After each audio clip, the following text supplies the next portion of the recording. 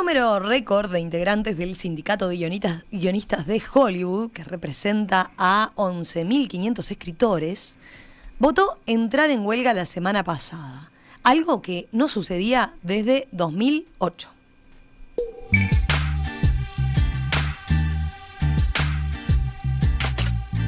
Y algo que a priori, parece lejano, pero en realidad tiene mucho que ver con algo que hemos analizado mucho aquí en Perspectiva. El presente súper competitivo y disruptivo de las plataformas de streaming. Y que además, más temprano que tarde, puede comenzar a afectar a series y películas que miramos en esta parte del mundo. Para entender más qué está ocurriendo y qué impacto puede tener, está con nosotros Gastón González para un nuevo espacio de Guerras del Streaming. A ver, contanos, esto está teniendo ya, esta huelga del sindicato de guionistas, ¿está teniendo ya un impacto concreto? Sí, o sea, nosotros acá no lo vemos porque, salvo gente que mire, yo a veces miraba late nights, viste, programas de los que pasan tarde en la noche en Estados Unidos, eso ya se levantaron todos, porque son programas que tienen un grupo de guionistas que escriben todos los días, ¿no? Los monólogos y demás, hay mucho trabajo de guión, todo eso ya está levantado y bueno, están como repitiendo programas. O sea, eso acá no lo vemos, pero digo, ya tiene un impacto muy rápido en, no sé, el programa de sketches, Saturday Night Live, ese tipo de cosas, está todo en pausa mientras transcurre esto. Más allá de probablemente fotos o imágenes o videos que puedan haber visto de actores conocidos protestando en las calles. Por ejemplo, Susan Sarandon, hubo un clip medio viral porque se la cruzó Andy Kuznetsov, el argentino que justo estaba por ahí, se la cruzó en medio de una protesta.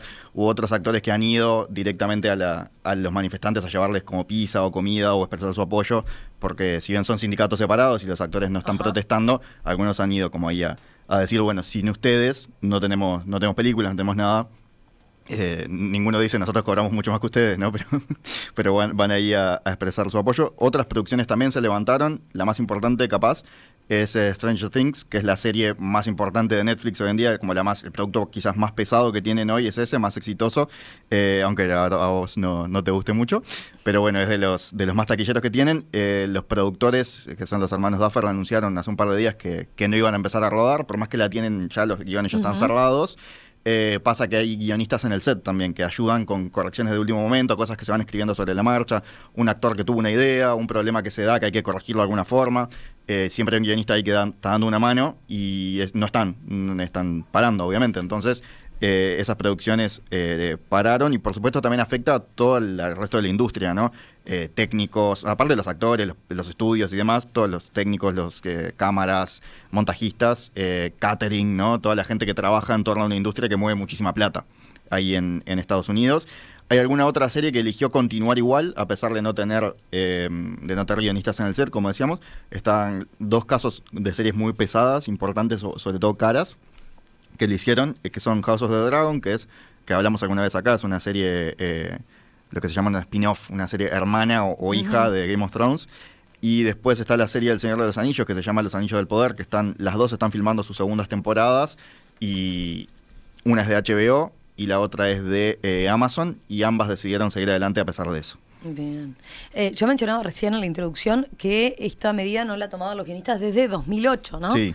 ¿Qué impacto tuvo la última vez que los guionistas entraron en huelga? ¿De qué estamos hablando? Para tener una idea de la magnitud, ¿no? De lo que puede implicar esto. Bueno, aquella fue bastante rupturista, porque fueron 100 días de huelga. Se habla de que la economía de California le costó $2.000 millones solo al Estado, porque bueno, es donde está Hollywood, es donde se mueve todo esto que decíamos. Los programas estos de televisión tuvieron que empezar a improvisar, en el momento tuvieron que volver al aire, ¿no? Porque tienen compromisos comerciales y demás, y no tenían guionistas, entonces algunos empezaron a escribir sus chistes, los propios conductores, lo cual causó controversia, y otros empezaron a pavear. El otro día veía un video de un conductor que se sacaba el anillo y lo empezaba a hacer, a ver cuánto rato lo podía hacer girar arriba de la mesa, porque no tenían que llenar el espacio, ¿entendés? Pero bueno, eso a nosotros de nuevo no nos llega, pero sí nos llegaron algunos casos que quizás hoy no sabemos por qué pasó. Por ejemplo, la primera película de James Bond con Daniel Craig, que fue Casino Royale, fue un exitazo, creo que es de 2005. Mucha gente diciendo que es el mejor Bond de la historia, no sé qué. Y la segunda, que se llama Quantum, nadie la recuerda, una película bastante fallida. ¿Qué pasó? Tenían un primer borrador de guión y no tenían nadie que se lo reescribiera, y se tiraron a filmar con lo que tenían, porque no podían parar por cuestiones de presupuesto y demás. y salió lo que salió. No tenían a nadie para trabajarlo. Estuve leyendo entrevistas que dio en aquel momento el actor Daniel Craig diciendo que él mismo se puso a reescribir cosas y diciendo yo no soy guionista, o sea, hice lo que pude. Y bueno, así salió una película más o menos. Y después, capaz que el caso más famoso de todos, algunas series que tienen como temporadas más cortas, si algunos se pone a ver The Office, por ejemplo, una comedia de los años 2000, alguna temporada que tiene menos capítulos y es por eso, porque la tuvieron que cortar antes de tiempo. Pero capaz que el caso más famoso es el de Breaking Bad, que la primera temporada creo que tiene 7 capítulos, cuando todas las otras tienen arriba de 12. Y fue por esto, porque lo tuvieron que parar. Y un personaje que es de los más queridos de la serie, que es el de Jesse Pinkman, el plan original era que iba a morir al final de la primera temporada, y como tuvieron que levantarle la escritura por la huelga, lo hicieron antes de que se muriera, y al final cuando empezaron a filmar y todo, les gustó tanto el actor que decidieron no matarlo y se volvió uno de los personajes más importantes y más queridos de la serie a lo largo de 5 temporadas, ¿no? Y como se suele decir, fue gracias a la huelga, como un aspecto positivo para que le llegue a la gente. Pero en general tiene que ver con eso, series que se levantan, que quedan más o menos, cosas que salen como a los ponchazos, ¿no? Eso fue lo que pasó en aquel momento. Lo que se habla ahora es que puede ser bastante más grande, pero eso vamos a hablar en unos minutos. Vayamos a los motivos, ¿no? ¿Por qué entró en huelga el sindicato de guionistas? Es muy interesante. ¿Qué es lo que reclaman? Mira, es muy interesante, porque hay cosas que son normales de negociaciones salariales y demás, y hay otras que tienen que ver con cosas que venimos discutiendo cada vez más, que por ejemplo la inteligencia artificial. En la parte presupuestal, ellos denuncian, bueno, lo que piden es un aumento de 429 millones de dólares por año para todo el sector, en general, como repartido entre todos los guionistas, que parece mucho, pero entre todos creo que son 3%, una cosa así. Pero los estudios están manejando una contrapropuesta de menos de 90 millones, o sea, como que están muy lejos en la diferencia de plata. Lo que denuncian los escritores es que antes vos entrabas a trabajar en una serie y tenías asegurado el trabajo por casi todo el año, porque tenías 24 capítulos de repente de una serie, no solo las de capítulos cortos, sino yo que sé, Lost, por mencionar una serie de los 2000 que era larga, capítulos 22, 23, temporadas de 22, 23 capítulos, que hoy en día tienen 8, 9, 10, ¿no? Es mucho más corto. Ellos dicen, estamos como una especie de multitasking, tenés que agarrar varios trabajos para llegar a fin de mes, dicen, ¿no? En varias series al mismo tiempo. Lo que plantean es como una especie de uberización, ¿no? Como que te convirtieron en freelancer. Antes podías estar a sueldo durante bastante tiempo, ahora tenés que estar como agarrando varias cosas al mismo tiempo. Y también dicen, bueno, que gracias a la explosión que hubo con el streaming, que las ganancias para el sector crecieron exponencialmente y que eso no se reflejó en un aumento exponencial de ganancias para los guionistas, por más que supuestamente son como la gran base de todo este crecimiento, ¿no? De golpe hay muchísimas más series, de golpe hay mucho más trabajo, pero dicen ellos, ganamos menos de lo que ganábamos antes, no nos ajustan por inflación, ¿no? Después, por eso digo que son como cosas de negociación salarial como bastante habitual. Un punto clave del reclamo son los residuales, lo que se llaman los residuales. Explícanos de qué se trata, porque ahí es donde entra en juego el streaming, ¿no? Sí, antes esto se logró en una huelga pasada, como en los años 60, una cosa así, que son las ganancias que te dan por las repeticiones en el cable o en el canales de aire. O sea, vos trabajaste, así como un fotógrafo saca una foto, se la vende a un diario y el diario le paga, y si en 2 meses el diario lo vuelve a usar, le tiene que volver a pagar al fotógrafo, se le paga menos, pero se lo vuelve a pagar. O así como los músicos sacan un disco y les pagan por grabarlo y después van ganando regalías a lo largo del tiempo, los guionistas y los actores y demás trabajan en una serie y después esa serie se sigue repitiendo y ellos siguen ganando algo de plata menor de lo que ganaron en primer momento, pero siguen ganando regalías por eso. Eso se llaman los residuales. En su momento la batalla que se había dado de sindical de negociación era porque si vos me repetís en horario central esto, no estás permitiendo que se haga un producto nuevo, por lo tanto no hay trabajo nuevo, por lo tanto por lo menos paganos a los que ya lo hicimos, porque si no estás como vos no estás gastando plata y nadie está ganando por esto, ¿no? Esa era como la batalla en su momento, eso lo ganaron y bueno, ¿qué pasa? Con el streaming ya no hay repeticiones, o sea, vos trabajaste y esto queda colgado acá ad infinitum, ¿no? O sea, no, sí, totalmente. Y eso no genera más ganancias. Creo que hay alguna cosa de residuales, pero es mucho menos de lo que ganaban antes. Entonces dicen, bueno, ¿qué hacemos con esto? Hay que lograr algún acuerdo para que nos sigan pagando a medida que esto sigue generando beneficios para ustedes, ¿no? O sea, Breaking Bad está hace como 10 años en Netflix y capaz que los guionistas que trabajaron en su momento antes por eso no siguen ganando plata cuando es uno de los productos principales que tiene la plataforma, que además no es original de ellos. Además denuncian o critican que las plataformas, que claro, ahora son los actores principales, ellos estaban acostumbrados a negociar con los estudios, que son los estudios de toda la vida, desde que existe Hollywood y existen los guionistas, existen los estudios, y ahora aparecen Amazon, que además es una empresa con una larga historial de romper sindicatos, ¿no? En la parte de su otra modelo de negocios, ¿no? Sí, Pero sí. Netflix, bueno, Disney está de los dos lados, Apple, ¿no? Empresas que son del ámbito tecnológico, que se meten ahora, que es diferente negociar con ellos. Dicen, por ejemplo, que les contratan por debajo del laudo mínimo, porque como si fuera una industria diferente, ¿no? Entonces no les pagan el salario mínimo que tenían acordado. Y también otra cosa es que los streaming cancelan muchas cosas rápido. Sacan series que duran una temporada y la cancelan, 2 temporadas y las cancelan. Entonces el acuerdo que hacen es, nosotros te empezamos a pagar un buen sueldo si tu serie aguanta hasta la 3ª temporada. En las primeras 2 temporadas te pagamos un poco menos, y si llegas a la 3ª ya hay como una especie de ascenso, digamos, subiste de categoría en tu serie, entonces ahora sí les vamos a pagar a todos una cosa más sustanciosa, ¿no? Pero las primeras temporadas sí, eso como medio de freelancer, medio se me fue ahora la palabra, pero que no tiene, están como sin tanta firmeza en su vida laboral, ¿no? Más como colgados del pincel, dicen los guionistas, bueno, y es, entre otras cosas, por esos acuerdos que tienen los streaming, es como que apostar a que lo tuyo no va a andar, ¿no? O sea, vos tenés que probar que tu serie va a funcionar antes de que, claro, antes de que se te pague bien. Me quedé con un punto de los que comentaste, ¿no? Dentro de la plataforma de reclamos, que tenía que ver con la inteligencia artificial. Parece lejano, pero hay estudios que ya están experimentando con inteligencia artificial, ¿no? Esto no lo sabía. Salió, creo que uno de los méritos que puede tener esta huelga es sacar a luz que algo que vemos como ciencia ficción ya está sucediendo, y ya hay estudios que pretenden ampliarlo. Por un lado ya está sucediendo estudios que tienen algoritmos de inteligencia artificial, ¿no? Para procesar la cantidad de guiones que reciben. Reciben muchísimos, y entonces tienen algoritmos que estudian tendencias en redes sociales y demás, y dicen, bueno, la gente quiere ver este tipo de cosas, y te priorizan eso para que vos leas eso, y capaz que otras cosas que estaban buenísimas ni les das bola porque el algoritmo te dijo que no iba por ahí, ¿no? O sea, eso ya está sucediendo, ya hay como un filtro que no es humano.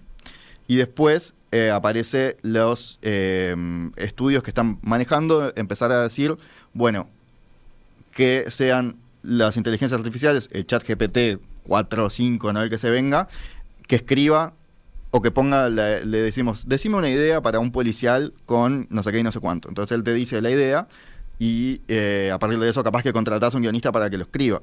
Pero lo que no es una idea original, ya el guionista cobra menos, ¿entendés? O directamente decirle al chat que escriba el guión entero y contratar al guionista para que él lo reescriba, lo cual también paga menos que si lo escribís desde cero. Entonces eso ya se está manejando en estudios. ¿Te acordás que cuando hicimos la primera nota sobre el ChatGPT, la persona que vino nos hablaba de que podíamos convertirnos en editores más que en creadores? Sí, curadores. Curadores, bueno, pero también creo que hablaba de editores, ¿no? Y esto tiene algo de eso, o sea, de editar algo que ya escribió una inteligencia artificial, lo cual el problema es ese, que paga menos. O que también va a reducir la cantidad de trabajo necesario, porque capaz que en vez de contratar a 10, contratás a menos, porque no precisas tanto.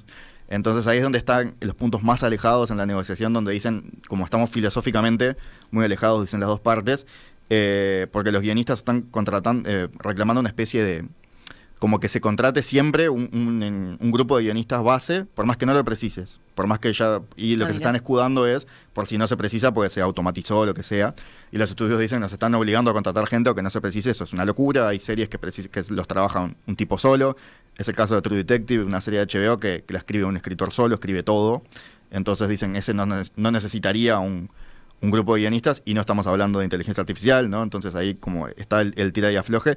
Pero después hay cosas más de fondo, que es lo más interesante que me parece. O sea, el creador de ese algoritmo, el creador de OpenAI, ¿no? Que creó el ChatGPT, ¿puede cobrar residuales por una idea que surgió del chat? ¿Qué pasa con los derechos de autor? Si la inteligencia artificial escribe esto, como hablábamos la otra vuelta con Matías Rodríguez, ¿no? Que lo que hace es un predictor de texto, decía él, ¿no?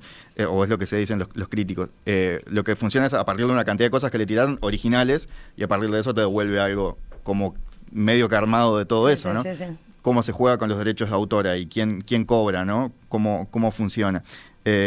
Como que hay una cantidad de preguntas que surgen a partir de eso, más allá de la cuestión simplemente del trabajo. Y desde el punto de vista cultural también, ¿no? O nuevamente vamos a tener un algoritmo filtrándonos.